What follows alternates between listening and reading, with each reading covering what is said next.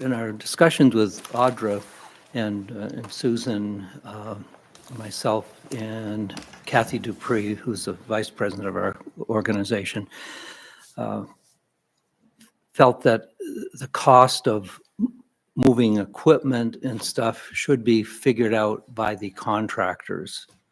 And I still have some concerns about that, because to me, it shifts the cost basically onto, we're going to pay for it one way or another in terms of what it's going to cost. So what we're trying to do now is come up with something that would work. Wouldn't be a huge infrastructure piece, but it would be a way to get stuff up the bank, perhaps with a winch, on top of these stairs that might have some rails in them that a cart could slide up. So it's kind of rethinking it, and Ron's been helpful in that respect as well. Are those steps maybe from Bill Glover's operation? Is he going to build steel or aluminum stairs? Well, that's what we're going to sit down and talk. There may be, perhaps there would, that's what we're kind of thinking of, is something that is lighter, but with some rails built in, like channel iron built in, that could be a track for a tote to pull up staging or equipment or something. So there's a piece of work that has to be done there. So. Michael, where on the compass is this traditional access point on the island? It's right there. It's right. There are 3 possible access points, and they're all facing the town. The one, if you're looking at the island, the one on the right is the kayakers and canoe landing, kind of the beach, more of a beach area. The one in the middle that has a protruding ledge that makes for a good transition point is the one the Conovers always used for their access. And I believe that's where the major access was when it was fully operating as a Coast Guard station. And then to the left of that, there's yet another access, and that's where they had a long boat chute or boat ramp where the light-saving boat could slide down a rail and hit deep water, sort of at any tide. And that's to your far left as you're looking at it. That one's a little more weather sensitive. Pardon? That one's a little more weather sensitive. More like faces Sherman's Point, right? Sort of. Yes. Yeah. Yeah. So, and yet the rise, if you use that far left one looking at it, the rise and the gradient is quite a bit larger, longer, and steeper. Where the Conovers land, that's sort of a dip, and it's the one with the least, rise to get there. Yeah. Has there been talk about what kinds of equipment might be required? No, I mean, originally we were thinking, some kind of a small backhoe that could move rocks and tow stuff. We're thinking kind of less equipment at this point, or maybe once we know what the building requirements will be, do we barge that over, lift it over? Do we do kind of a one-time, big thing of getting heavier equipment on the island? But we're trying to go smaller. We're trying to keep it as small as we can. And probably the biggest thing I see is the light tower. In repairing that will need to be probably covered, with plastic. It'll have to be sandblasted, both the iron work on the top and the sides, and it will need staging.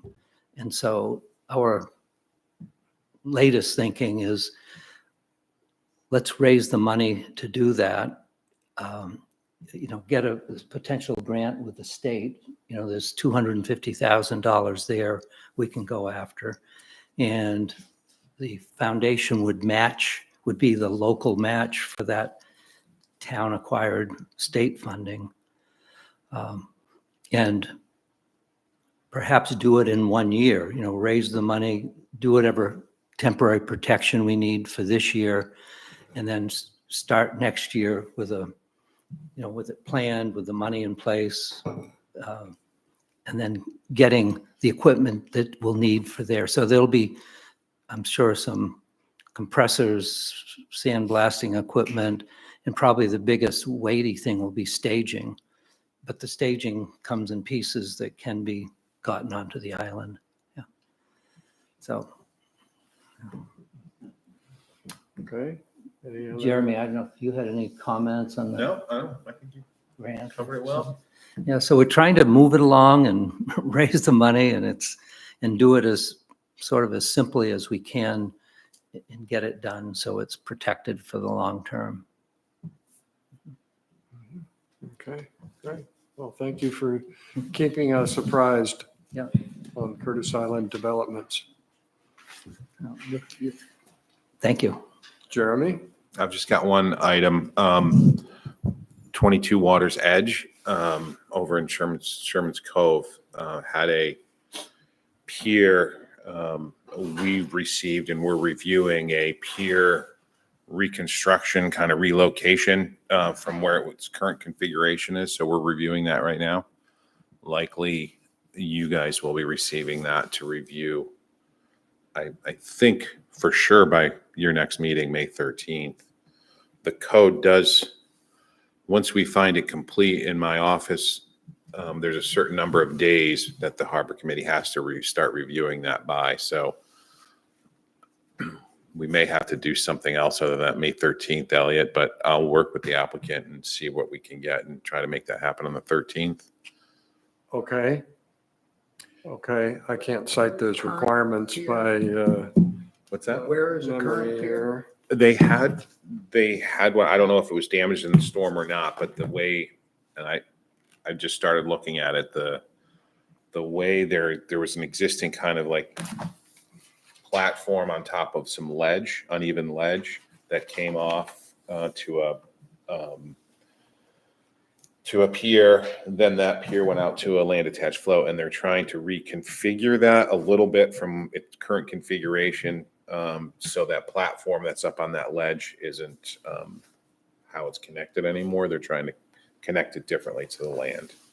He's talking about the funky house. Yes. The boxes right next to us. Yeah, They have that saltwater pool there, kind of a funky house. towards the end of the point.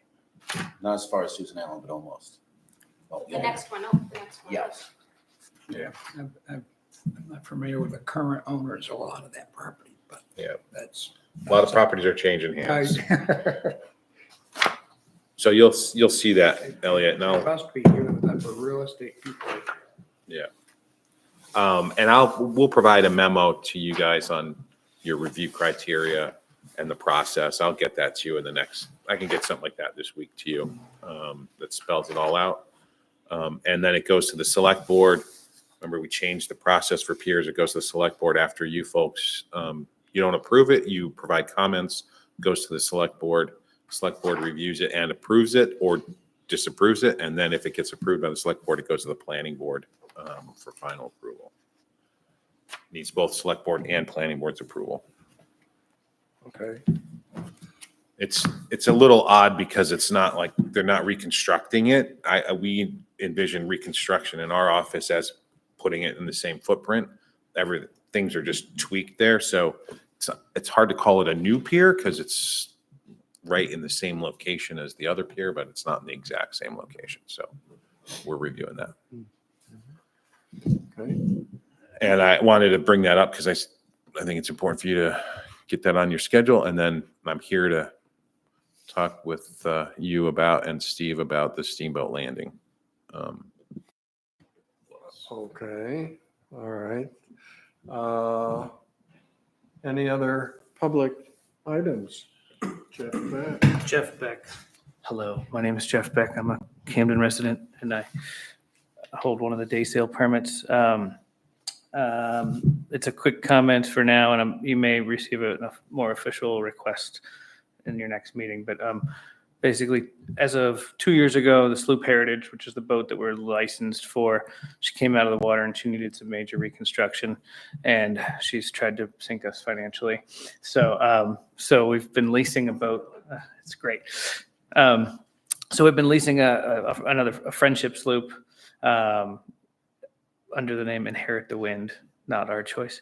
But we've used that the last 2 summers. 2 summers ago, I'd gotten permission from Audra to run that boat in place of Heritage. And then last year we ran it as well. I'm basically just here because I think I'm going to be pursuing either buying that boat or another similar boat, not really trying to change much about the business plan, but just want to be able to change the boat under which we are licensed to run officially. So that it's not me every summer or spring going, is this going to be a problem? So I don't want it to be a problem going forward. So I just wanted to bring that to the attention of the Harbor Committee. If anybody wants to buy a wooden sloop that needs some work, anybody knows anything about wooden boat building in the room? She sails really well. She sails really well. It's pretty much give it away. Anyway, no. But anyway, no. That's the reason I'm here today. I just wanted to put that out there. If anybody has any questions about my request, I'm happy to take them. Any reason that anybody would feel opposed? My question is, what is the process for transferring a boat? That's again, that's why I'm here, I guess. Yeah. I don't know what that process is. I'm hoping that, if the next time a license agreement needs to be written, or until then, we could have, an addendum written essentially saying, in place of this boat, Jeff Beck is now licensed to operate this boat instead. Again, with basically little change. I think we're the smallest footprint down there, regardless, as far as any possible kerfuffles of people thinking that we're adding to the parking problem or anything. We do private charters only, or we have traditionally. So everybody who comes on our boat comes in one vehicle usually, and sits there for 10 seconds and gets on the boat and goes. And so it's pretty straightforward, as opposed to the larger groups that sometimes take Hey, up Mr. Chairperson, real just to estate. add to that question, there's no process, so to say, that's in the ordinance that says if you currently have a boat, how do you go about changing it? But basically what it says is that the Harbor Committee will usually recommend the day sailors, if there's more than, if there's more than 7 that come on, there's actually a preference, and it just guides the town who gets those slips. If more than 7 are applying, and the ones that have had it usually will get that preference instead of a new person coming in. It's worded like that. Mhm. So that's the only thing you'd have to go by. It kind of happened when Gus bought Lazy Jack. There wasn't necessarily, I don't think, a process, but it was kind of discussed. I mean, the business was similar. And Yeah. Is that Well, for there, it's the same boat. same So boat, it's different owner? different so it's owner. It was different, but But similar. Right. And I guess my thought is that, it's interesting that, and I'm sure there's reasoning for it, but in the background that it is written that so-and-so, this person, whoever that person is, as an operator, will operate from the day sail dock, and they will operate this boat. Whereas it's like, well, but we're all businesses. And like, does the business not have the freedom to kind of, Yeah, it does. Make some And plays. Sean O'Connery, when he Right. got the Oh, got rid of right, the old from one Lazy Jack to he got another, the new right. Lazy Jack, Yeah. and so yeah. So the permit runs with the captain, not with the vessel in particular. Yeah, I'm not sure. I would. That's the- Say, that's I would the I'm sure gray you could area, actually I say think. that, but yeah, it's a combination of. What's that? That's the issue. Yeah, which way it goes. It's So if you switch out a boat under your own I think it's name, not go with- completely clear. Yeah. is the- Well, I'm happy to, yeah, I have a 9-year-old I have to get to school here shortly, but, so I can't stay for the whole meeting, but No, that's good. But I just wanted to bring it to the attention of the committee that I would probably be bringing that up. I'm gonna meet with Audra today to see if she just wants to stamp the approval for this year, possibly. If I don't know, but I don't know how that plays in this room. I just want to be Mhm. bringing it to light. Sure. So you may see me again next month with some more official request, I suppose. Well, Any consideration is you have a license appreciated. Agreement. Correct. And you have an agreement with the town. Correct. Yeah. And I'm scanning it and I'm not seeing anything about Transfer of boat, transferability. But that would be an issue for Audra and the select board, I suppose. But Okay. I don't think that there are any objections with this group. Cool. I'll take that for now. That That casual, Speaking on that behalf of casual everyone. blessing, if you, Yeah. if you would like. Yeah. That's a casual. Yeah. All right. Yeah. I appreciate it. Okay. Well, I'm hoping to meet with Audra today, and anyway, maybe you'll see something on paper for May 13th. Thank you very much. All right, Jeff, thanks for coming today. Only 24 Elliot, minutes into your meeting. To so- clarify on the notice care. and the timing, once our office deems the application complete, we have 10 days to refer it to the Harbor Committee. And then the Harbor Committee by code has 10 days to schedule a meeting to review that. Schedule a meeting and have a meeting.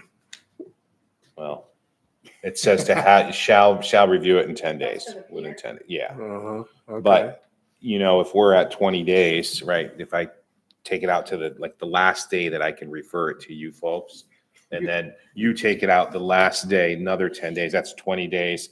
That gets us not to May 13th, but like 2 weeks away from May 13th. So my gut says the applicant would be amenable to coming in on the 12th rather than the 10 days and then within the 10 days period. So, have you officially received? yes, And you've declared it complete. nope, Oh, okay.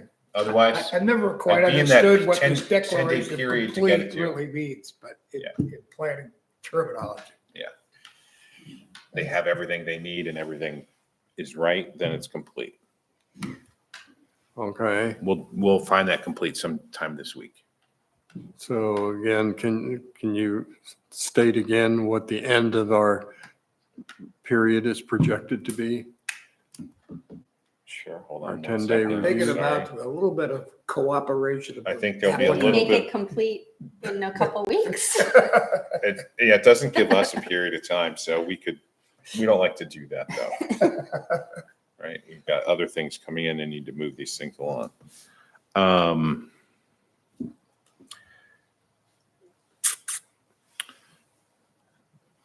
The code actually says, in the event the code enforcement office determines the application is complete, in that event, shall be dated and forwarded within 10 business days to the Harbor Committee.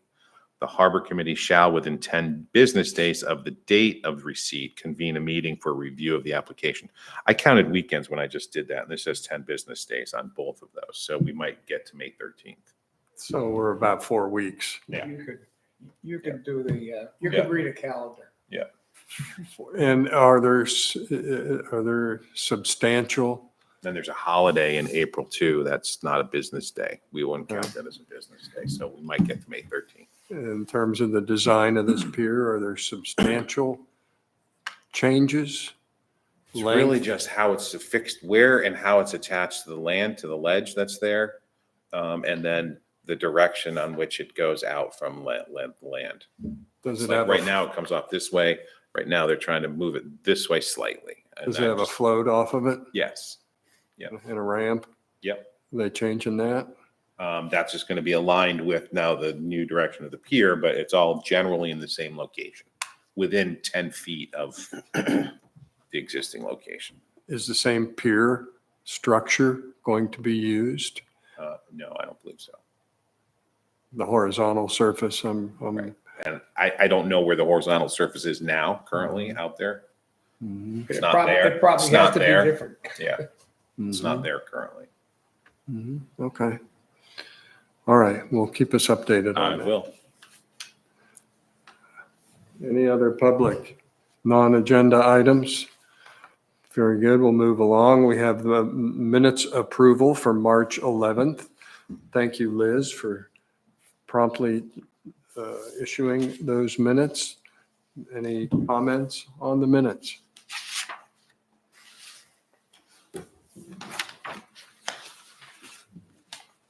Okay, very good. Do we have a motion to approve? So moved. Thank you, Richard. Second? Stephen, thank you. All in favor? 1, 2, 3, 4. Great. Thank you. Minutes approved. And Liz has volunteered to do the minutes for this meeting. Moving on. Next meeting date, as we've just been discussing, it's been designated for May 13th, Tuesday. And also for the meeting in June, the second Tuesday in June is an election day. And Janice has informed me that the 3rd or the 17th are the Tuesdays available for us to meet. Any preferences or opinions about June 3rd or 17th? Yes. 17th, due to a scheduling problem. I prefer the 17th personally, Oh, due you, to a scheduling problem. Stephen prefers the 17th. Any other schedule issues? Is the 17th okay? Okay, well, we'll go with June 17. It's just the next Tuesday instead? Yeah, the following Tuesday. Yeah, Tuesdays are the 3rd, the 10th, and the 17th. Right?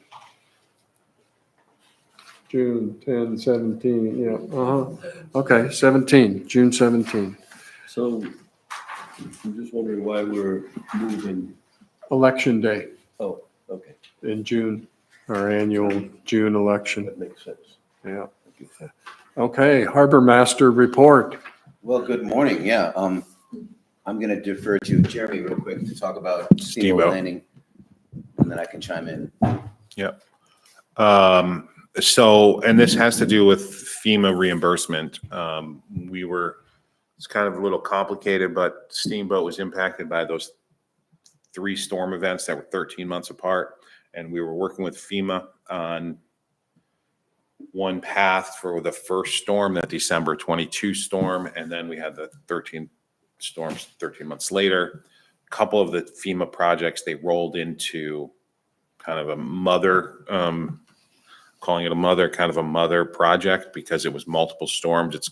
It's rare. FEMA doesn't really do it very often, but they're doing it for Steamboat. So we had initially planned to do Steamboat, a few weeks ago. And then FEMA, Chris Farley and I are we're the ones that review the FEMA stuff.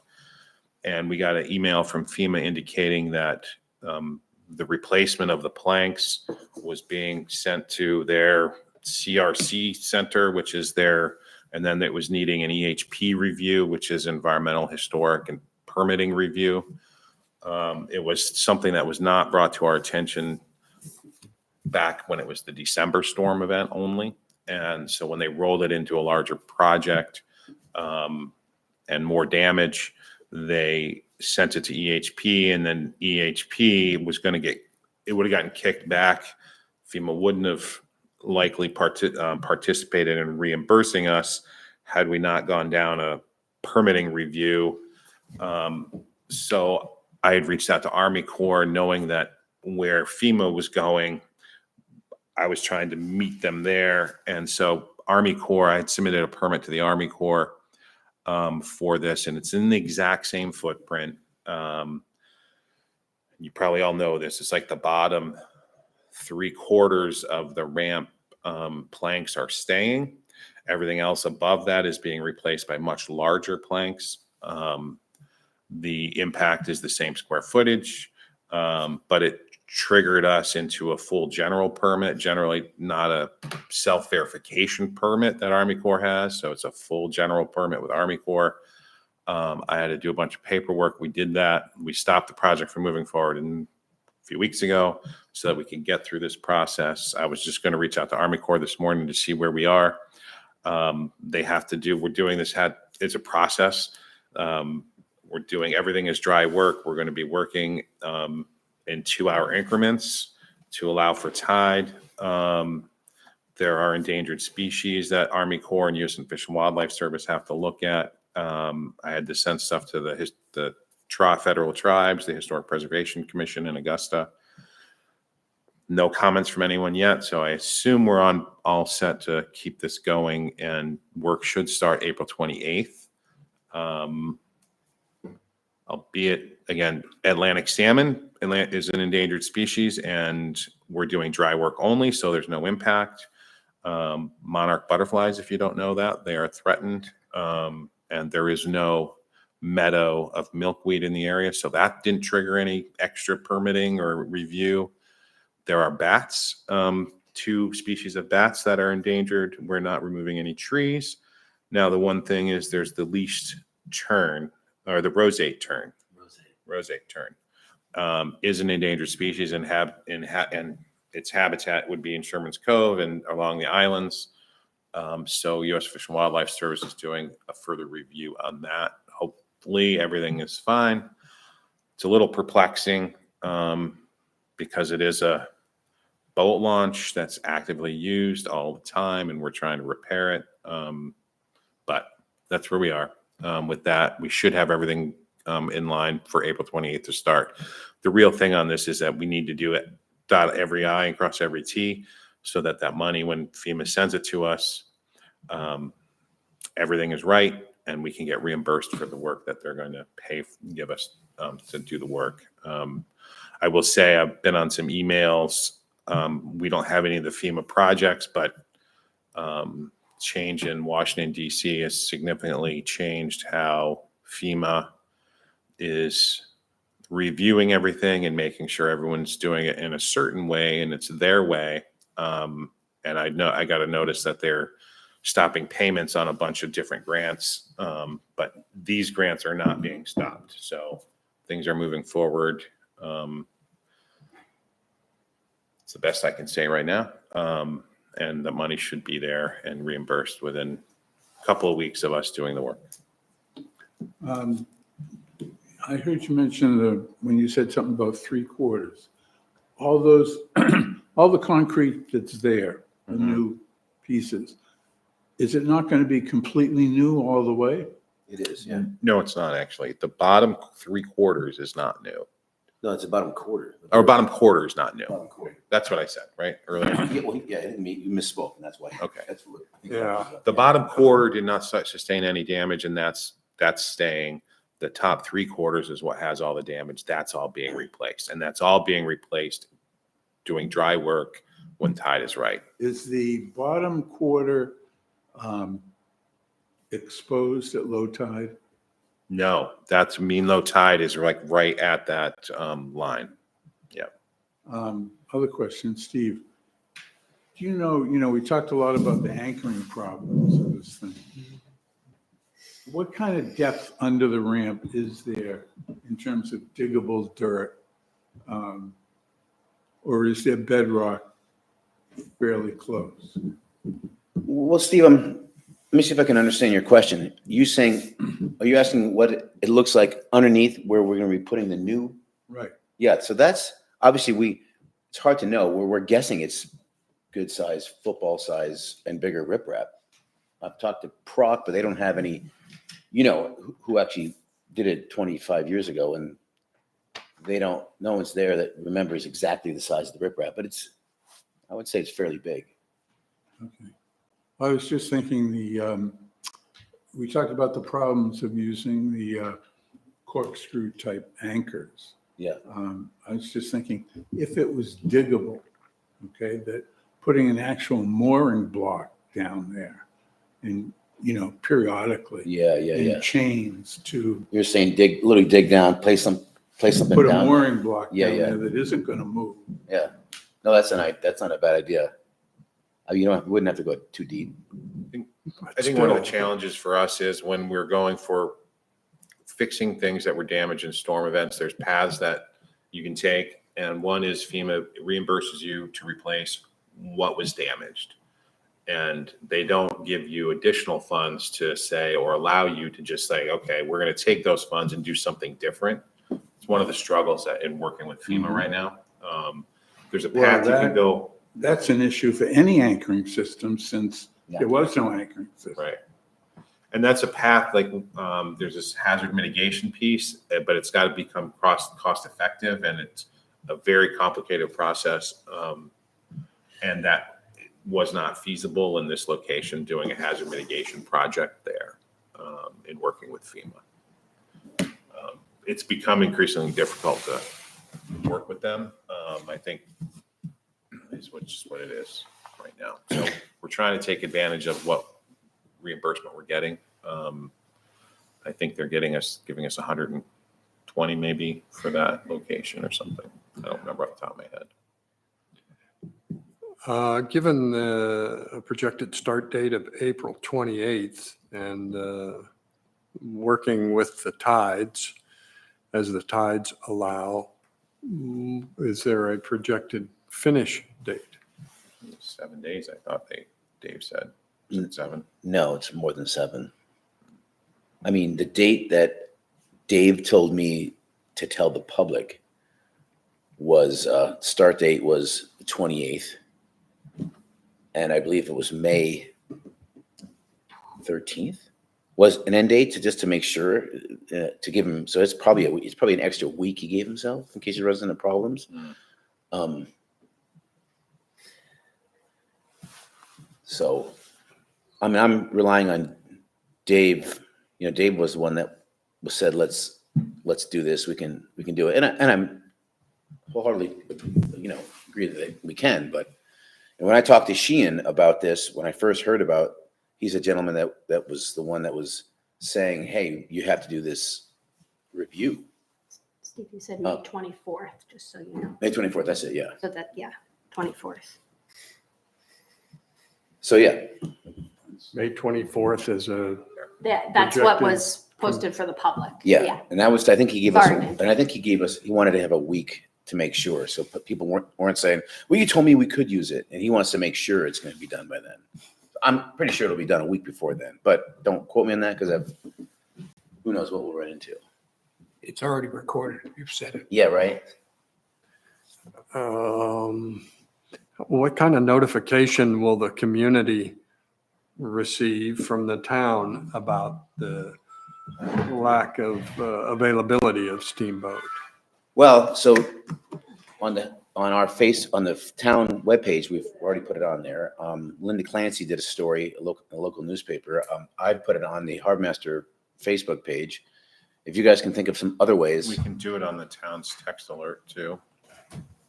Yeah, that's a good one, the town text alert. I can also have my clerk send out a quick message with all the emergency text alerts we have for all of the mooring holders, saying that, just so you know, FYI, reminder. That's good. Because that will affect the dinghies for people having moorings too, right? Affect the launching of those. Oh, yeah. Yeah, But the docks, the floats won't be in. For the dinghies. Well, Well, hopefully it'll be early enough in the season. There'll be enough dinghy storage. yeah. And I mean, May 10th is when we usually put them in, around there. not don't- everybody will have all their dinghies in by then. But it doesn't mean they can't, it never fills up next to the falls where the, small boat marina, so people can just use that until we get that ready, hopefully. suggest a weatherproof sign at Steamboat Landing that gives some, definition to the availability of the ramp. That's not a bad idea. Ramp under construction, Yeah, estimated completion middle of May, end of May or whatever. yeah. Yeah, we can get Holly to do that. Good idea. All of those would be good. Let people know about it so they don't drag their trailers over there and be surprised. Yeah. All right. Okay.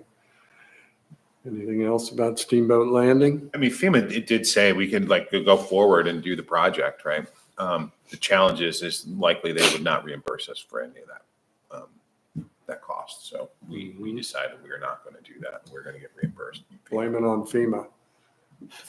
Put it on FEMA. Yeah, okay. All right, thank you. Another item on our agenda is mooring assignment and wait list procedures. Thank you, Jeremy. Yep. And Steve Pixley issued some images of a list that he works with. Did you have a? Oh, yeah, I couldn't read them, but Yeah, I saw they them. didn't enlarge very well, but it gives us an idea. And there it is. There's the actual document. So, to look at the background of that a little bit, the harbor clerk maintains mooring wait lists. Is that correct? Yeah. Yes. So every season in the spring, she'll print out brand new outer harbor mooring waiting list, finger float waiting list, and so outer harbor, inner harbor, and finger float. And then she gives me a list of all the people that have signed release forms saying, I've given up this mooring site. If it's an inner harbor float, usually I bubble that to the top and I start working on that just because that's an interesting procedure. You know, because with an inner harbor float, it's usually one side. It's always one side that someone gives up. And there's already a float mate that already has been maintaining that float for who knows how many years. So then the new person has to, I always encourage the person to, I try to informally introduce them to their float mate. And I tell them that it says in the ordinance that you, once moving forward, have to work with this person to update, your float mate to, there's actually an agreement they signed saying, I will, take after this float and go work financially with this other person who owns this float, basically half with me. So it's interesting. So, that gets done. A bulk of my work is moorings turnover, the outer harbor mooring turnover. And I think you all know how that works. Most of you have had moorings. So, basically I go through the list and on the list itself, I have little notes saying next to this one, Jeffrey Jordan, he says no, 2025. He's on the top, kind of on the top of the list. Sometimes they've been there since 1983, like Dave Miramont. He's told me, don't call me anymore. He's just there in case he ever wants a mooring. So there's people like that where I know I don't call them. They're going to call me when they want a mooring. Other people like Jeffrey Jordan, I'll call him and say, oh no, thanks, Steve. Thanks for calling. Not ready. So I say no, 2025, knowing that when I go again, I don't need to call him again. And then I just kind of work at LM has left a message, left message times 2. I'll put notes, yes, question mark, talked. They're looking at it. Usually when I call someone, there's 2 quick questions they give me. Where is the mooring is the first one. And the second one is, how much is it? So I usually get good at taking a picture of the actual, my chart with the data of where the mooring is with the pencils, showing, and then I send it to them. And then they come back, okay, I like that spot. Or no, thanks. I'll wait till one comes nicer. Whatever that there is. And then from that, when they ask me how much is it, I always say, and it's Jim French, when he was telling me, 25 years ago, walking me up and down, giving me ideas. One thing he said, when someone asks you how much it is, don't get involved with that because it's none of our business. It's a private sale. And I'm like, okay, Jim, it's in the back of my head. And the first year it rolls on and someone's like, well, how much is the mooring? And I'm like, oh, it's about, I must have heard one of the inspectors say, yeah, it's about, I'm like, that's this much money. Forget about it. 2 days later, this person comes into my office and they are irate. Why would you tell him it was worth this much? I just put this, I'm just thinking, boy, Jim told me not to get involved and he wasn't kidding. So nowadays I just say, here's the inspector. Here's his number. I encourage you to call that inspector. They're the last ones to look at it. They'll give you a fair market value of that. And I said, the owner, Mr. Jones, I'm sure he called the inspector too, because he wants to know what it's worth. And, you guys will be in the same ball field. And, a quick spiel on, you don't have to, someone asked me, what happens if they don't want to, if the inspector says it's worth 1,000 and the person wants 3,000, I'm like, oh, well, just tell them to pay the inspector to haul the gear out. They can put it on their front lawn as a ornament or something.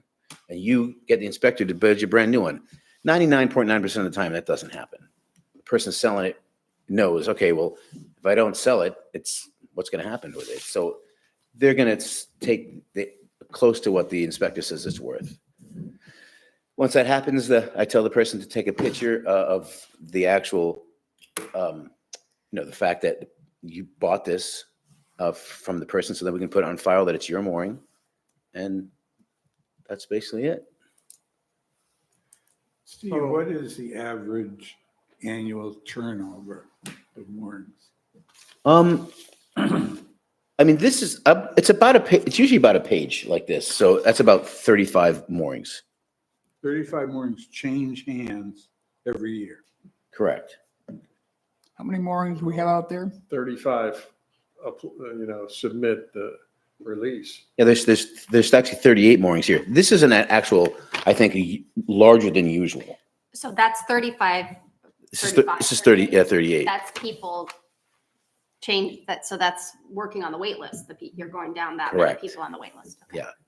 So there is movement. Now, just so you guys know, if someone comes to me and says, well, I've had this mooring for 6 years way out here. Do you remember when I got it? And I don't remember when they got it, but I'll say I do. And then they'll You say, could provide that information. well, Get records. well, they know when they had it. They know exactly all the. So anyway, they'll say, "Can I move closer?" And the answer to that is, yes. If you've had the mooring for 8 years and you want to move closer, come to me early in the season, and I'll put you down. And I'll, like right here, Calderwood 209 wants closer, 19-footer. And so they already have gone through the waiting list. I think there used to be an actual list when I first took over, a move-in closer list. And I said to the town and to the harbor committee, I said, I'm not going to keep a list for moving closer.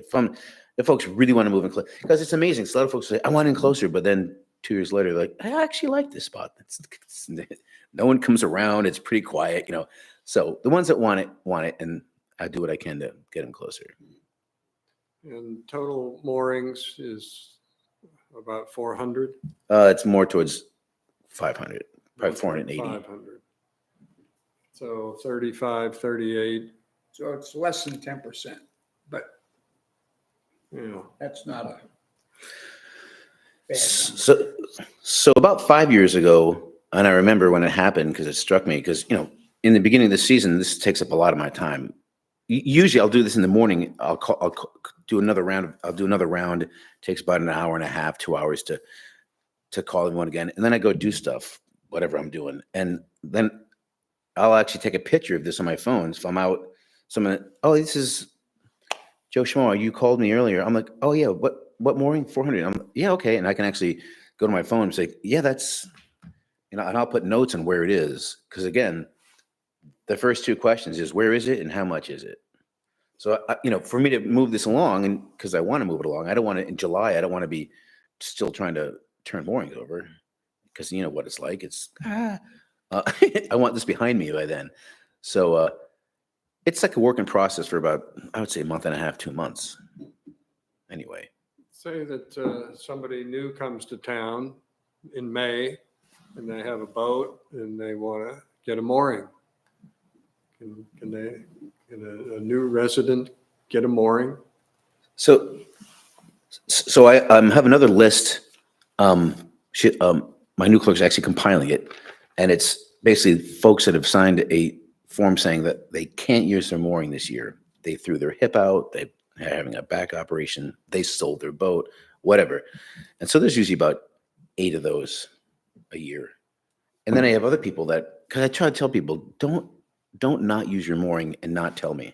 I got my deputies out there rolling that we're keeping a little tally of, there's a bunch of slime on this mooring. No one used it.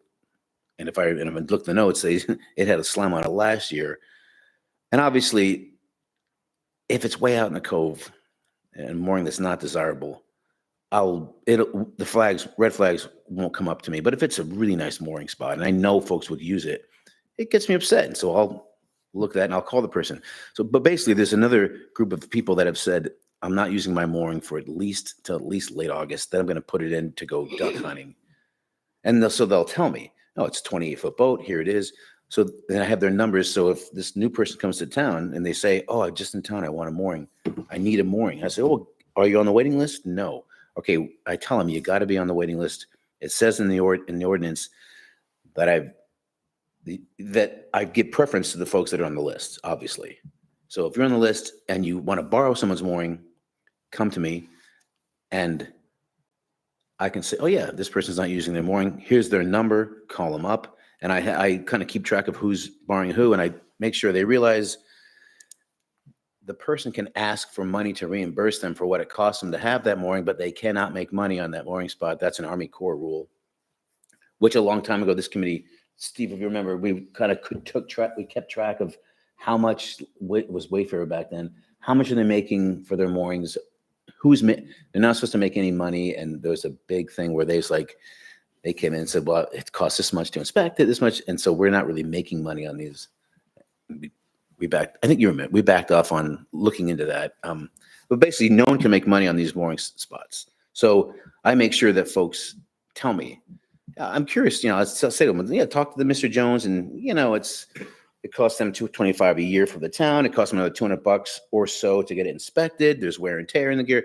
So, I amortize and say, so if you're going to use it for half a season, basically they can charge you this much, X amount. And I said, if they're charging 10 times that for you, come tell me, because then I have to have a conversation with that person, and tell them this isn't, you can't do that. And so anyway, so that was a long, sorry, Mr. Chairperson, it was an awful long answer for what if someone comes to town. 2 questions. Someone doesn't pay for their mooring, how soon do they lose it? And what's that process? Well, that's an easy one, actually, because in the ordinance, it's black and white, and it doesn't leave any kind of wiggle room for me. It says if you don't pay the permit fee by this date, and that's after you got a late fee notice, and so many days, if you don't pay it by this date, you forfeit your mooring site. So a lot of folks have come to me and be like, oh, I didn't know I was in Ireland, and my uncle's father's, they changed where the mailbox was, and they tell me all these things. I'm like, unfortunately, it's not my decision. It doesn't say, Question. yeah, so they lose that at that date. Right. The situation where someone says, well, I'm having an operation, I'm not using my mooring until August 15th, okay? And you sort of facilitate someone using that mooring. My question is about liability. Since to what extent, because you have facilitated it, if something happens, the mooring breaks, damage is caused down the line, where's the liability, or has a waiver of liability been signed? Well, that'd be a Bill attorney question, because basically the way it works is that we, as a town, we rent that spot to those people. So the gear that's in place is that permit. And it says in the ordinance what you have to keep the standard of the inspection for your gear. And there has to be proof that it's inspected. There's not a tag on it. I'm not going to let someone sit on it. So that's as far as the town goes. Like that person, and it says in the ordinance, so the people, I guess, know, and this would be a great conversation, and I'm okay to have it, but we would want to have the town attorney on it to review that. And it's a good question.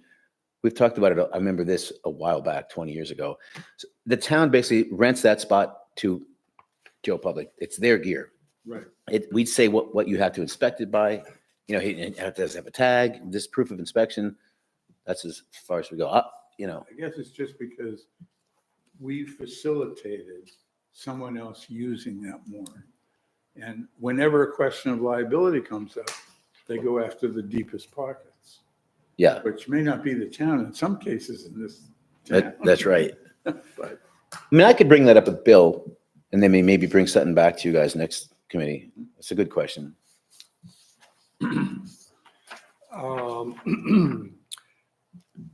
I just picked out a number here, looking at the harbor fee list, an average mooring for $300 a year, 500 moorings, that's $150,000 of revenue for the town.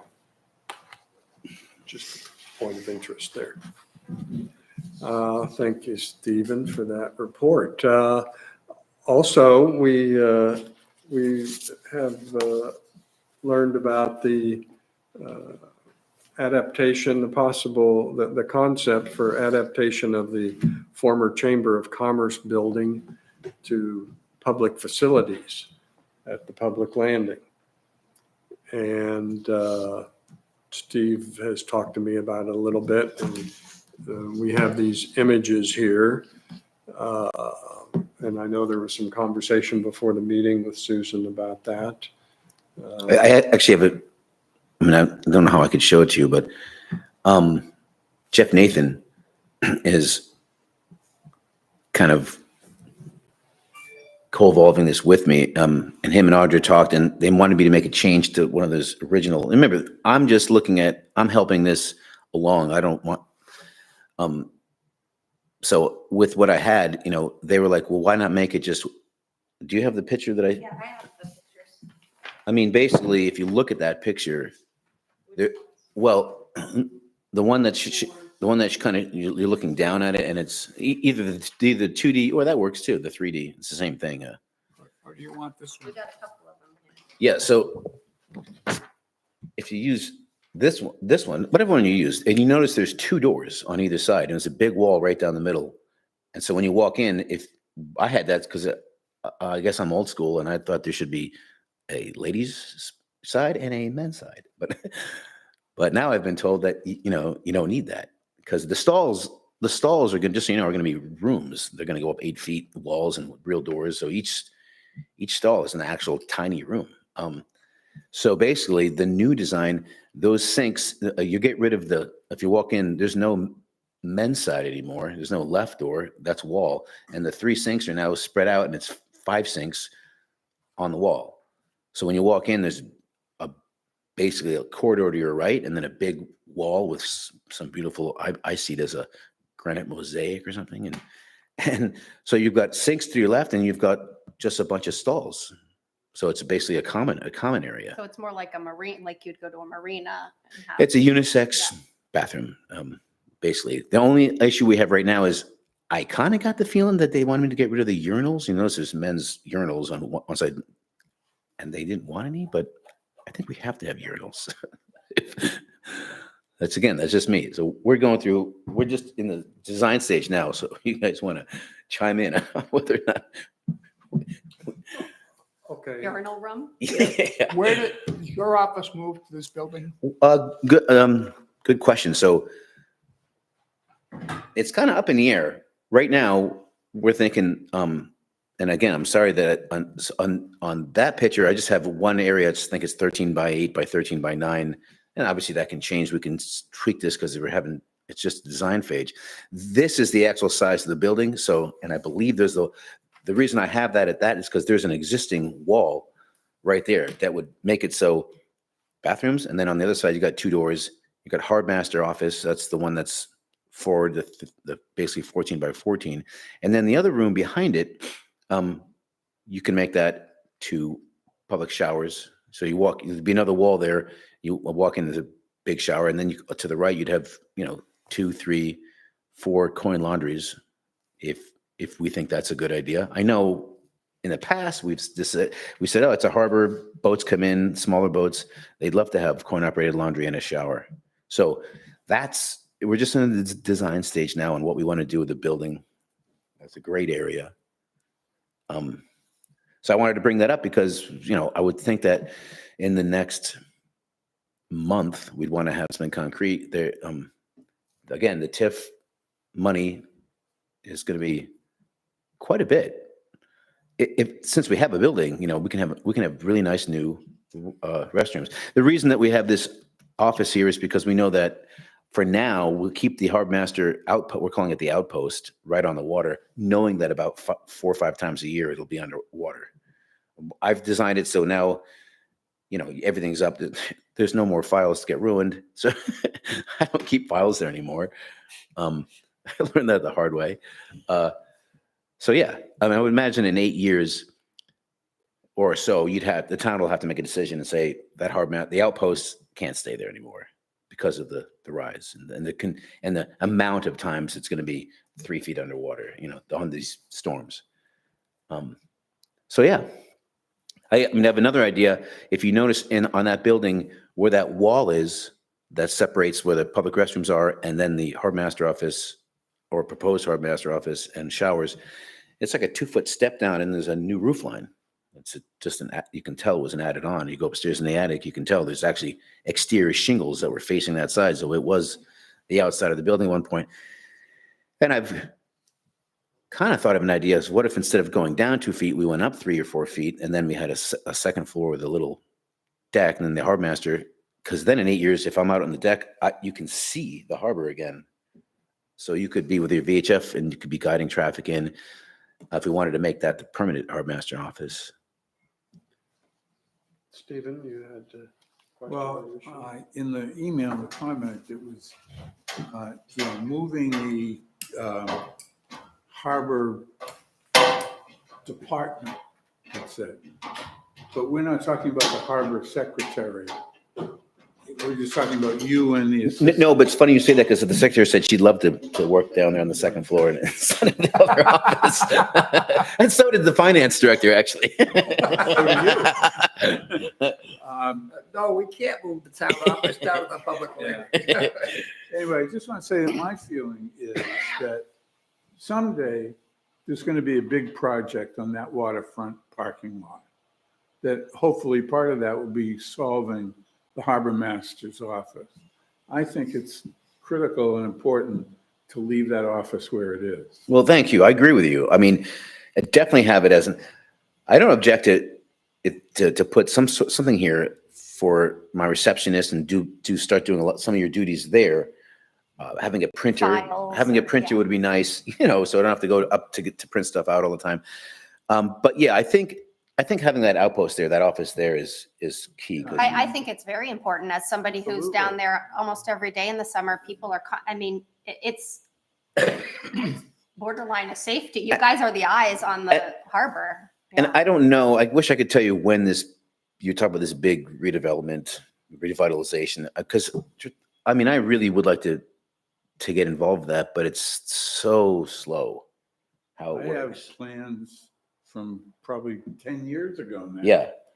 Yeah. So I would say that if possible, Mr. Chairperson, and you guys, maybe we should make this a thing where the Harbor Committee kind of starts looking at the designs because we had 3 or 4 different designs over the last 15 years that, people we should combine them and talk about it and say, well, this makes sense, this doesn't, and kind of help the town a little bit. I don't, if you don't, Step one in Camden is you have to hire a consultant. yeah, exactly.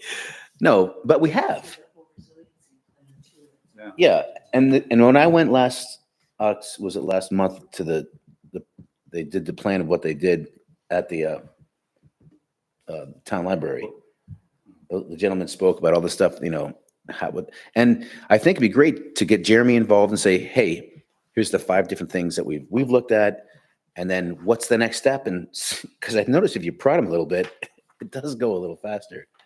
I think this would be a great thing for this committee to be like, and not in a bad way, but it'd be like, hey, here's this.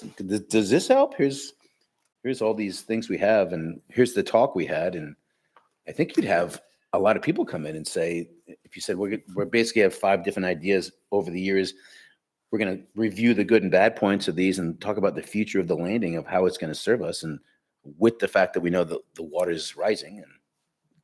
And In the short term, what keeps you from just jacking that building up 2 or 3 feet? not much. I mean, you could. I jacked when we leveled it last year. We brought it up about 10 inches, just because we had the thing here. And I think we could without interrupting the actual feed, the electrical feed and stuff. Once you start getting into 3 feet high, then now you got to put all new electrical junction boxes in and stuff. But In the images, Steve, I noticed there wasn't any utility room. yeah, well, I think we're planning on leaving when we demolish the old restrooms. We're talking about leaving an area because there's one area that right now the restroom uses for all its supplies, and that's the same area that the the wastewater uses in the back. It's a pretty good size.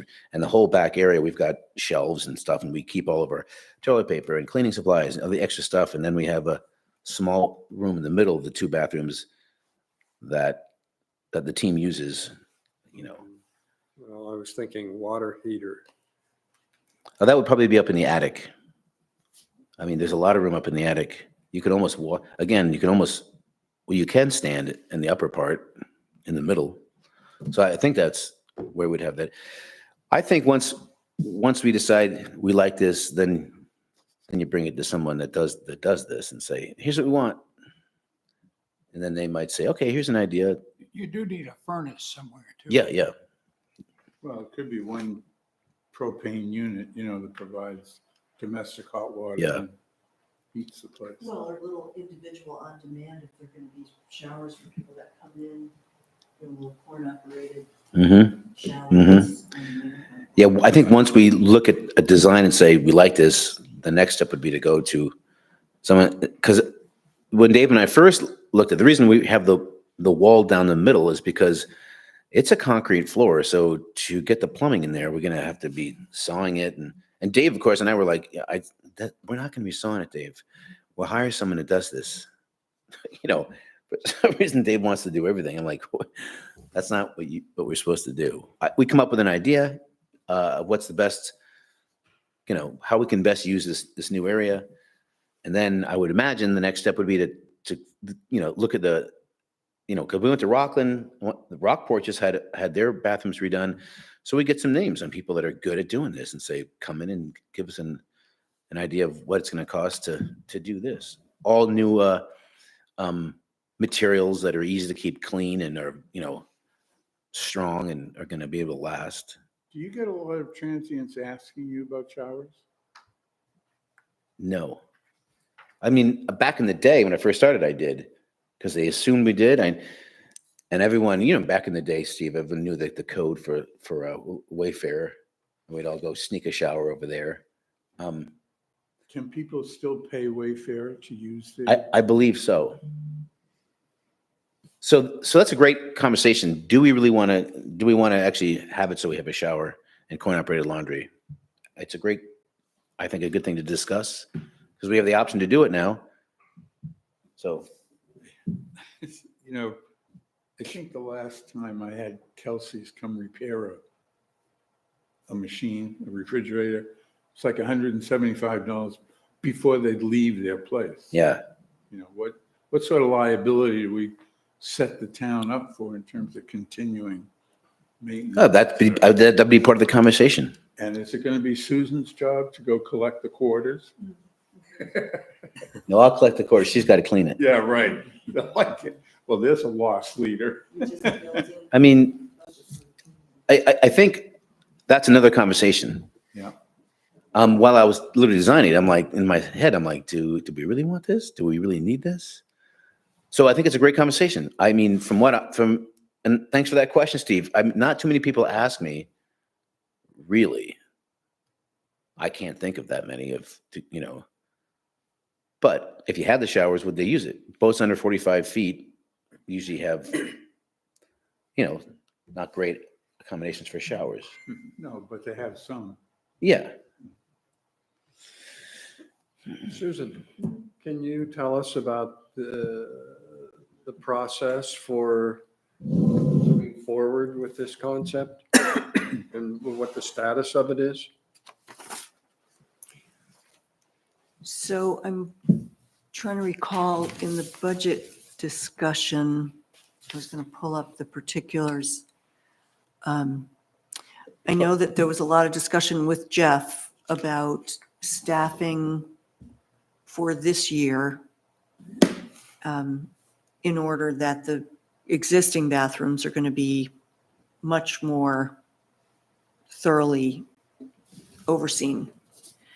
And the budget committee actually built in additional monies to staff a position so that what we've got is going to be well maintained.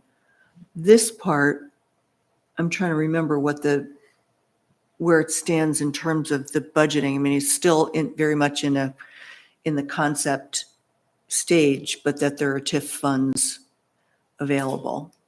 So we're not, Yeah, because if it's an economic development for the downtown, it's part of it's that, part of TIF. the TIF zone. So it's a little outside, where am I? If we actually have it now or we're about to have it. Right now, the Public Works and me are literally demoed this and got rid of stuff that we can. The sheetrock's off all the walls. It looks like a demo down there. And I think that's just a This is the chamber building. chamber building. Yeah, we're about to, today they're probably ripping up the old carpet that's glued onto concrete. And Dave and I walked through the attic to see how it was built, stuff like that. Just so we can kind of get a groove going.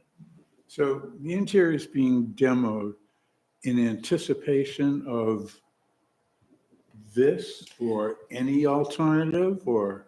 Yeah, I mean, it's getting demoed because we're looking for a nice modern public bathroom design that's going to fit this footprint. Okay. That's going to serve us. So that's where we are right now. And, I've never had to do this, so I'm kind of like, and Jeff Nathan, getting the intonations that they're wanting him, someone at one meeting said, really that's your responsibility, not Steve's. When the past director of Parks and Rec wasn't actually managing the public restrooms at the harbor, I was asked 4 years ago, somewhere there, can you take it over? And it wasn't originally part of my purview, but I was like, well, sure, I can do that if you need me to. And we have. Now I think it's going to go back to someone who's hired full-time, or the town might look at an actual company that takes care of all the public restrooms. Yeah, that was suggested to explore the option of having an outside contractor that would be responsible would for that. And Audra has, I guess she didn't have a really satisfactory experience with that in Rockland. Yeah. So she is willing to explore it based on our conversation at the last meeting. But she wasn't that optimistic that it would go well. So there are a few different, I think you're looking at a really. Yeah, we're looking to find a company, a local company that we'd say, these are the bathrooms, the public restrooms in the harbor, Lake Beach, and in the winter, Snowball. Like, and they say, here's what we want, here's a level of cleanliness we want, and they say, okay, here's the price. And we let go of everything. We don't store cleaning materials, we don't do that. They just roll up with a big van and do what they do. Great. So that's where we're looking at right now.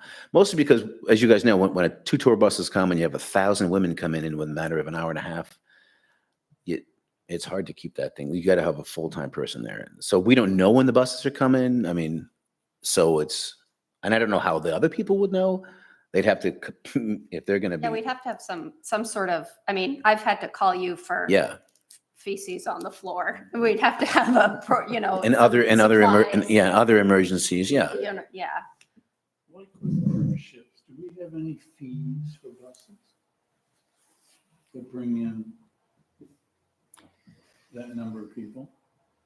No, I think our attitude is that Not they're currently. buying stuff at the local markets, and so it's tertiary. You're going to get money. I would imagine. You're right. I mean, It hasn't been, I haven't been part of a discussion. So it's only the local markets that will be paying for this rehab of the bathrooms? yeah, I know where this is going, Steve. I mean, obviously, if you keep really pulling out the sweater, you start asking yourself, what is the ideology behind how we do what we do, how much money we spend on this, who is it benefiting? But in the end, you need public restrooms. So the restroom maintenance at the public landing, we currently have 15,000 budgeted, which was agreed by the town manager and department head. Building maintenance, I'm just looking to see if there was a specific I think that the rebuild of the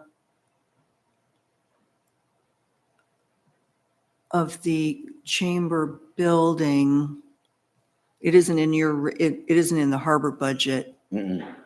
Um, No, that's the thing. I don't know. That's got to be coming from a tip, some other pool of money. Right. I'm just scrolling down here to see if I can find it. Okay, so that's in the revenue. Okay, go ahead. I'm just going to see if I can pull it up and. Stephen? Not on the same topic, but I just wanted to point out, I was reading a newspaper article the other day that actually several articles at different times that Belfast is in the process of making a move to limit cruise ships and the size of cruise ships. And now I read that Bath is starting to have that discussion about limiting cruise ships in Bath or size or whatever they're saying. I think they had 40 visits last year. And I don't know where they dock, but I guess, you got to go all the way up the river. But I mean, Bar Harbor has already done this. It's along the coast. Everybody's concerned about cruise ship impact. Portland is talking about taxing large mega yachts, et cetera. Now, we have all our rules in place, but just pointing out we're not alone. I mean, at one point, American Cruise Lines may be going from Boston to Halifax, and that's it. Well, and that's another thing we might want to talk about, because I don't even remember how we worded it, but I was asked 10 years ago to, maybe not even, to basically word why can't we, because they stopped, we had that company coming in, we had two ships at one point coming into Camden, the smaller one and the bigger one. And then they stopped.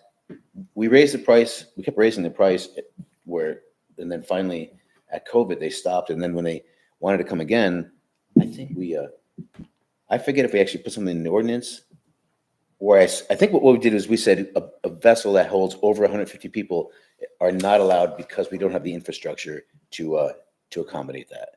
And that's all we have in the ordinance right now. So we might want to go back The to problems is that American Cruise Lines is trying to go to just their bigger ship. Apparently they had maybe 100-footer, and then they had a 183-footer or something like that. And like in Belfast, they just all of a sudden started bringing in the larger ship. Yeah, And they were people pretty started small. complaining. They started pretty small. Right, way back when. Right. Okay, I have to point out that's a non-agenda item today. Right. Serious. And if that's something we want to pursue, we can add that for the next meeting. Just to circle back, the public landing restroom chamber building project does have $600,000 allocated to it in this budget draft. That's a number I remember. I didn't want to say that because I wasn't sure, but that's the number I heard. Is there a designated purpose? It just says public landing restroom / chamber building. And that's for fiscal, This is the 2026. Susan, what was that number? Many exterior 600,000. repairs. The former chamber building belongs to the town and needs many exterior repairs, the biggest priority being the roof. So they're stabilizing the building. That's the only note that's in the actual budget document. That sounds to me like that's referring to the existing public facilities building, not No, this is the former Chamber of Commerce Oh, the building. former Chamber Yep. of Commerce. Yep. Okay. Well, it's my feeling that the topic of adaptation of the Chamber of Commerce building is outside the purview of the Harbor Committee. And I think that's evidenced by the fact that the Harbor Committee was never notified or asked about it, and it's all evidently underway. There's work going on, there's money budgeted, I think only with respect to its impact on harbor operations is it something that the harbor committee needs to be spending a lot of time on. It's an interesting topic, and of course, it's something that we all are aware of, and then down there at the public landing. But in terms of our business, harbor committee business, I don't really think we have a lot of input. Sounds like the No, I don't decision's already been completely made agree. I think Sounds like everybody the uses the decision's boat, already uses the been made. bathroom usually. Right, and without our input. So nobody asked me about it. I haven't heard anything about it. I would say it's one of the the most used areas in the harbor. Sure. I know it's kind of separate as who staffs it and whatnot, but Yeah, and I think it's pretty And pertinent. Mr. Chairperson, I wanted to share this because I was asked, can I just throw in a couple ideas, go to Rockland and look at what they have in Rockport and kind of come up with an idea. Again, it's just the initial idea. How can I, and since you guys are advisory committee to support me, I figured why not give you guys just a look at it to say, here's where we are. More eyes, the better. If someone's like, hey, what about this? I mean, I like when someone just says, hey, why is this like that? And you're like, oh, I don't know. That does make sense doing it that way. I mean, here we are at the, I mean, we're not going to change big things. If we need restrooms, we need, so we're trying to maximize the actual, here's Mark Siegenthaler calling me. So anyway, that's why I shared that with you to share. Well, no, and I appreciate that because I had no awareness of all of this concept. Elliot? I think that we, not an issue about bathrooms, okay? But I think that we should have impact if they're talking about part of this facility being dedicated to boaters, meaning showers, laundry, et cetera. Do we need that? Do we want that? I think it, Does it become another coin-operated laundry down on the waterfront where anyone in town will just come and do their laundry and Yeah, I go was sit wondering on the about that bench too. to look at the harbor? That's discussion worthy. Okay.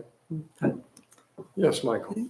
Just an observation. I think if you get into the shower business, you think toilets a problem, showers are going to be that much worse, based on what Steve said.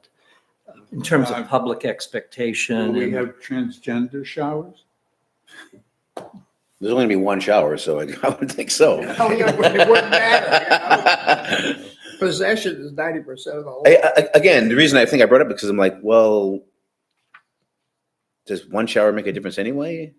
I don't know, but it's definitely worth getting quick knee-jerk reaction from you guys from this committee, so then I can bring it back and say, here's an idea. If you don't have any knee-jerk reaction, then again, I don't know. It's kind of a new one when you're looking at this and we have an option to shape the future. What is the best way to do it, and who really makes up I've been asked to do it. I don't want me to be the one just by myself. I mean, I want to get some good input to say, what am I missing here? What are our options? Or what's the best way to make it so this, it's $600,000. I think with an existing building, you can have some really nice kick-ass restrooms for that money. If as long as you don't screw up, so finding the right company that's going to come in and do it, that's going to be part of it. Having the basic design says, here's what we want. So So the way Susan read that out of the budget, the 600,000 is supposed to cover repairs and rebuild, refitting. Is that the whole project? It doesn't go into the details beyond just stabilizing the building currently. It's not the whole, So that may not Bathroom include rebuild is- interior rehab into bathrooms. the roof, I look at the roof, it doesn't look bad, but if we want to put a new roof on, let's go ahead. What's that, $7,000, period? Done. Are there any of us that are not blown away by what it costs the town to do something compared to what it would cost us to do it? Again, that's part of us doing some research and finding out who in the area has done public bathrooms that we like and then saying, hey, how much here's what we want, how much is it? That's just a little, yeah. I'd like to move forward with our agenda. Next item is Outer Harbor Channel Alignment. Following our previous meeting, I revised the memo and I issued that for everyone to review. I didn't get any comments on it. I'd like to send this memo out to Susan Dorr, and, Audra, Town Manager, and Steve Pixley, Harbor Master. Does anyone have any comments? There's discussion about the memo that I sent to everyone. I don't think I received the memo. I know, I'm looking, It was in Elliot's memo with several attachments. Would you like to look at I it, got a Ron? few Yeah, different, print it yeah. out. Thank you.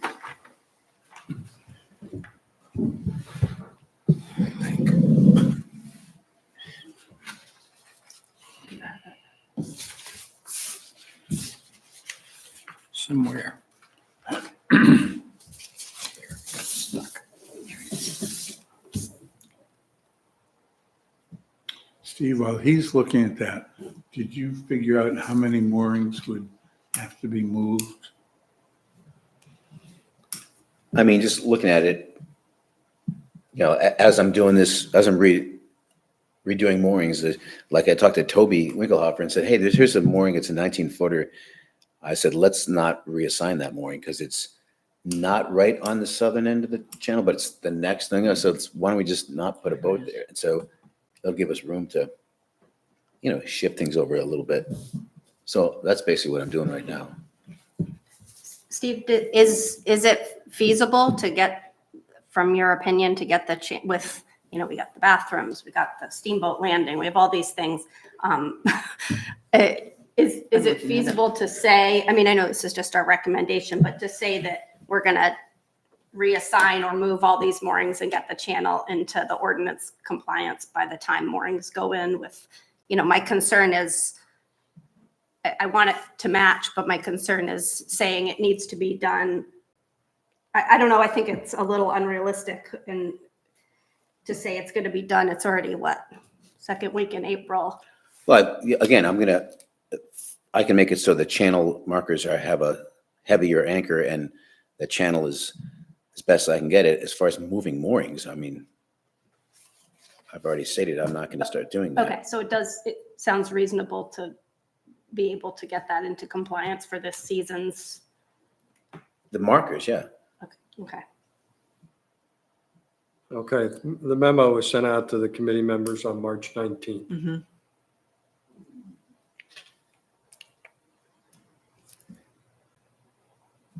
I'd like to send the memo. I motion we send the memo Okay, to the. Second. we have a motion and a second. Okay, to send the memo. Any further discussion on the memo, on the channel alignment? Good, no more discussion. All those in favor? I just want to ask, it doesn't look like it's being sent to the town manager. I have Audra Yeah. listed there Oh, too. Okay, all right. Yeah. Okay, all those in favor? Unanimous. Very good, thank you. Moving on, I've talked to Audra about having a representative from the town finance department give us a presentation on harbor revenue and expenses. And she projected that might be possible in May. I haven't talked to her recently about it, and don't know that, but I wanted to run that by the committee and see what kind of revenue, or what kind of harbor finance issues the committee is interested in hearing about. Again, revenue and expenses. I personally am interested in knowing how the harbor accounts are aligned with the harbor fee schedule. In other words, our fees all bundled together into a big line item, or do we have a lot of separate line items for the harbor accounts, for moorings, for dinghy fees, for transient fees, et cetera. Does anybody have any ideas? Stephen? Well, I guess like you to say to this person that's going to provide this report for you. When I look at the annual reports and the way revenue and expenses are reported, it seems to me for whatever reason, there's some smoke and mirrors that, for example, state funds that come to us for the pump out boat, all right? And state funds that come to us apparently to cover some employee expenses relative to the pump out boats. All these things should be in revenue relative to the harbor. Whether there are legitimate reasons to differentiate them in the report, in order to get the information that you seek to make a true determination, all revenues that are relevant to the harbor should be presented to us. And all expenses should be legitimately shown to us. For example, I don't know, because Steve sometimes in the Eries with the Snow Bowl, et cetera, I sort of got the impression that his whole salary and benefits, et cetera, were expensed to the harbor. Whereas that, to me, isn't really appropriate. And I don't know if now the harbor clerk is 100% the harbor. If so, that's legit. But, in olden days, that person used to have multiple responsibilities. So if what you're seeking is a true relationship between true revenues as a determinant for fees, et cetera, that I'd like to have really accurate numbers. Okay. Yeah, and I believe that obviously the finance director, like when she presents her pamphlet to the budget committee, they have it pretty well done. And you bring up a good point. They'll say that'll be a question. Someone will say, well, what's the deal with the pump out boat? And it's like, oh, the pump out boat costs us this much, but we only pay for 10% of it. 90% of all expenses are refunded from the state. Well, at least they have been, and we don't know for sure if they're going to, but every year they have been. And so that shows up as a revenue on a different page, which you can get to. It'll say, page 2, whatever. And so then people go, it's the orange page, and they can look at it and say, oh yeah, there's pump out boat offset because that was given back to us. And we're obviously counting that as revenue, even though it was really an expense, but 90% of it comes back as revenue. So, I mean, that's there already. So all that would be was to kind of mark to you, show you where you can see that. Same with the clerk. It'll say clerk does this and that. And I don't know how they deal with that, but I know they have it obviously recorded because the budget committee are pretty, good at doing their job. So I don't think we need to reinvent the wheel is what I'm saying. I think that having Jody, I need to leave in just a minute, but having Jody come and go through it to address any of your concerns, I reject the notion of smoke and mirrors because I really have a lot of respect for the process. I think any of your questions can be addressed very specifically. Nobody's trying to hide anything. It's just it's how the bookkeeping is done because certain employees are shared between departments. And so there is a formula for how those expenses are allocated. I think that it's a great idea to have. That it was deceptive or anything, for whatever legitimate reasons. Yeah. They bookkeep that way. I'm just saying that to see a clear picture. No, I appreciate that. I It's think for the very layperson, I mean, difficult. I even constantly are going, tell me more about this because it is accounting the procedures that are, reimbursement yeah. goes into the general fund or whatever. And I'm not saying that it should be given to us, but it should be clearly noted. That Well, but it's it is, if you revenue. look in the budget, there's the expense column and the associated revenues column. And actually, with the totals of what comes in, there are definitely areas where we brought it up briefly in our initial budget review at our last meeting. And we'll talk about it again at our coming meeting, are there fees that need to be adjusted in order to more realistically address what the costs are associated with that? And so I think that's a longer conversation for this committee. You know, what will the market bear and how much more money? I mean, as it is now, you actually, well, including that $600,000 that is coming in from the TIF, your expenses are at $1,020,200 and revenue is $1,064,000, but that includes that 600,000. So it's not entirely, transparent as far as what the fees bring, but that TIF money is not coming out of the general fund. It's, not taxpayer generated funds or fee generated funds.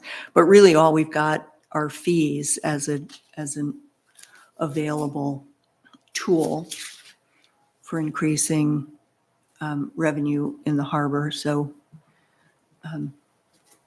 but it's part of a bigger conversation. But I think it would be really enlightening to have Jody come and take a few minutes to walk through it, because she knows what she's talking about, and there's no gray area there. Mhm, mhm. Yeah, Mr. Sherberson, I can ask her if she could have time to do that for next, or maybe not exactly the next meeting, but sometime in the future. I'll talk to Audra about it. Okay, yeah. I've already had a conversation with her and I'll follow through with that.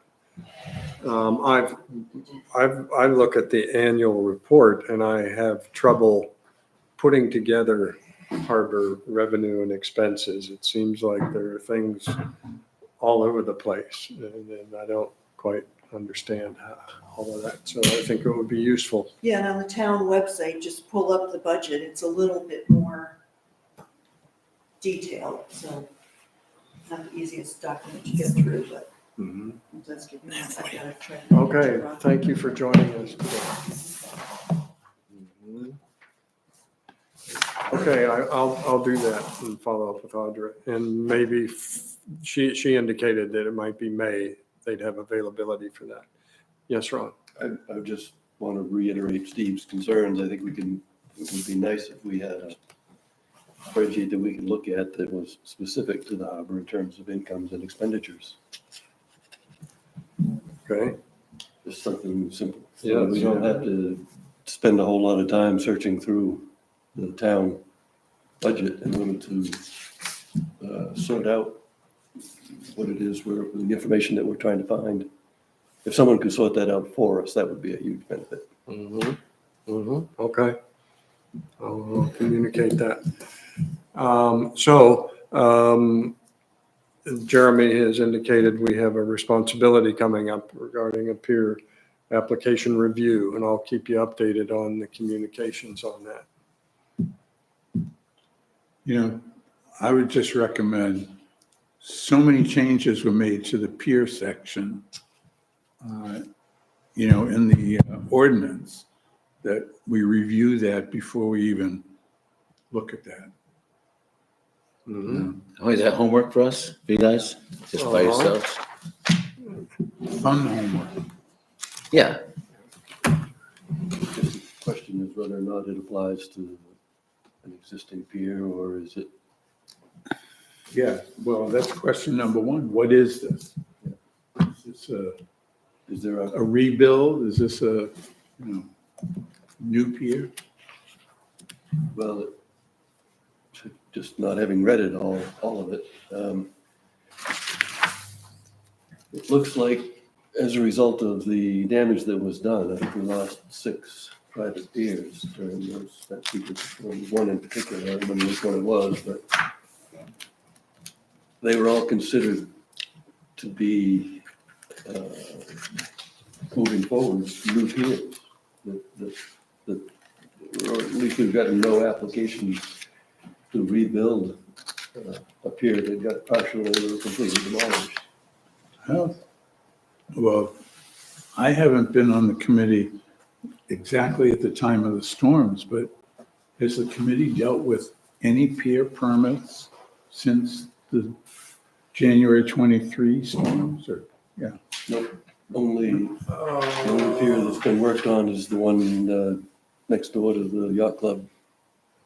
That one, but that was already, the approval for that, the restoration of that pier was already in the pipeline prior to the storm events. That one's been in process for years. And I think it involves lawyers, so doesn't necessarily move rapidly.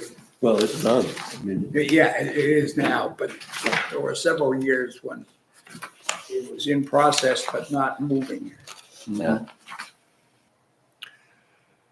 So I'm seeing Article 6, Section 10823, Article 6, regulations concerning construction of piers, wharves, breakwaters, etc. Article 6, 10823, inner harbor, 10824, outer harbor.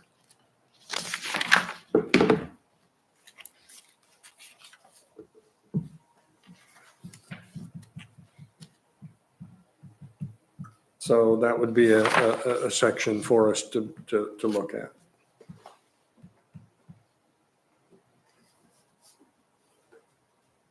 Section 10824.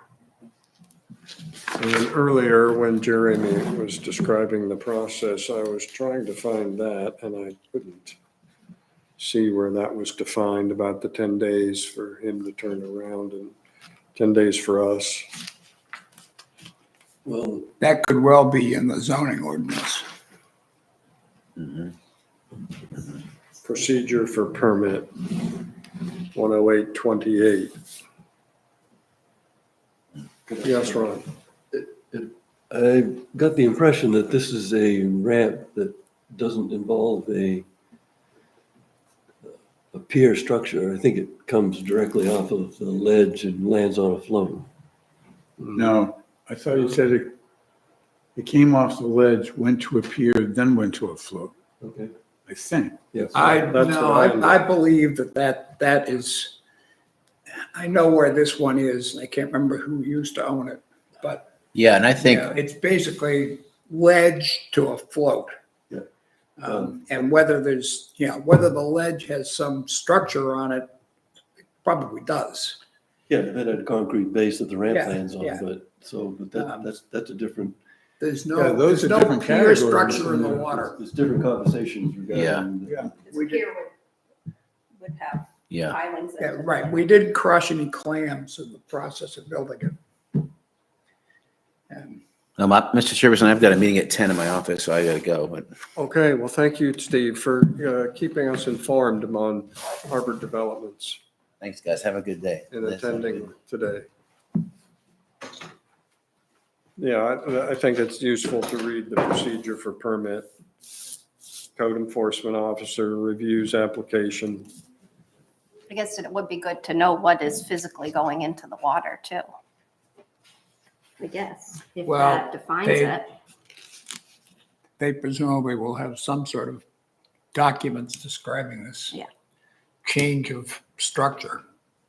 The harbor committee shall, within 10 business days of the date of receipt, and that's date of receipt from the code enforcement officer, within 10 days, convene a meeting for review of the application.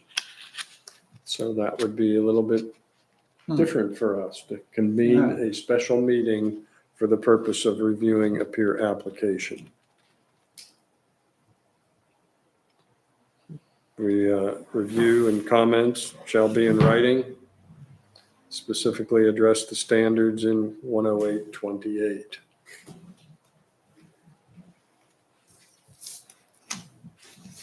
So we got that coming up. And perhaps in May, we'll have a finance department presentation. Any other business today? Nope. And the meeting shall be adjourned. 9:50. Thank you all for coming today. Where exactly is this pier? So I'll be in touch. You got a with skiff you. in the water, I could drive to it, The, but I can't wasn't- describe I it. think I told you You know, about the old Sherman's Cove, design, Makes a big circle. select And board, over the here, old design of a pier. there's a. Oh, Did I that's tell you right. about that? Pier set up as that. And I checked with Janice. I think that's the one we're Couldn't talking find about. the- Okay. It was 1997 And or it's something. before the, The actual design of what that, what used to Here be, I would think, be, Reed's. I don't know how Well, many that's- 100 years ago I'm that Other than was. past history anyways, I mean, yeah, Um, I'm just thinking of where it I is. don't think anyone would I think. point to that and say, yeah, this was, It probably everything shows was up taken on into Google consideration Earth. when they fairly designed nicely. that. yeah, yeah. So But here's I thought it'd be where interesting I know artifact it's anyway. Well, to see. there's been a push for many years to on Sherman's Point. To what? provide access. And then it would be Mhm. like this the first little pedestrian cove. access to Mhm. the island. There's like a Yeah. wall where it looks It's like, never really gotten any traction. I don't think Yeah. so. Because people I just think it's very do- close to, It's in the Worried code about or. Every Too much. change, Yes, comes- Richard. everything that comes with it. You know, so you it's have- like, you need- is it like right if you don't there? Provide picnic tables, then you need trash Well- cans, and then you need someone to go out there and There's- empty the It's like the trash. and- showers, you know. There's Steve, two. he's got a He's good gonna picture clean them here, and right? provide He's them got more- the more, landscape here. More headaches. Oh, yeah, okay. Bring on That yourself. that Yeah, looks like a swimming Oh, well pool. and good if the resources are there. So to- the swimming pool is, But- And I think we're not, well, I don't know whether we're talking I about mean, the we- swimming pool one or it's- this one. This one looks like what we're I talking about. lean, well, I use the Okay. example. This one from here. I So, know Trails. The one a little Technically- yeah, closer this is to, the saltwater swimming pool. It was one of those things where Right. everybody said, oh my gosh, this is Or- wonderful. and Technically, is it a pier? Provide access to the island. I mean, Let people but- know what I islands don't- are open to the That looks public and like- which ones are. I don't, yeah. Here. Well, And Um, what's the it saltwater brought on swimming? a- Then so an invasion At high tide, of it replenishes, Kayakers. Oh, the I see. saltwater. boaters, and Mhm. so it's just a wall that And holds they the ended water. up- I'll tell you what I It like, ended up creating a situation where is the private little having harbor. problems with erosion from That- trails. Boy, wouldn't that be a nice? What, you convenience? mean this operation? Mhm. Yeah. You know, it's all well and good Of to course, say the worst part of that is the Route 1 traffic. carry to everything get out. in and out of your Whatever you brought house. in, you carry out. You know, I and think that's. Does it- I'll- I think I take Half it. of Yeah, it, I take it. 90% of the time, We- Yeah, well, or I think so, 99%. yeah. It's Well, still- he said it's the one with really the saltwater responsible. pool, that's Yeah. definitely. But it's the same old, Oh, I say it over and over again, it's the same challenge that. That's are true. faced yeah. by Did Jeremy reference the Yeah, pool? water, Federal, there you state, go, we and can pin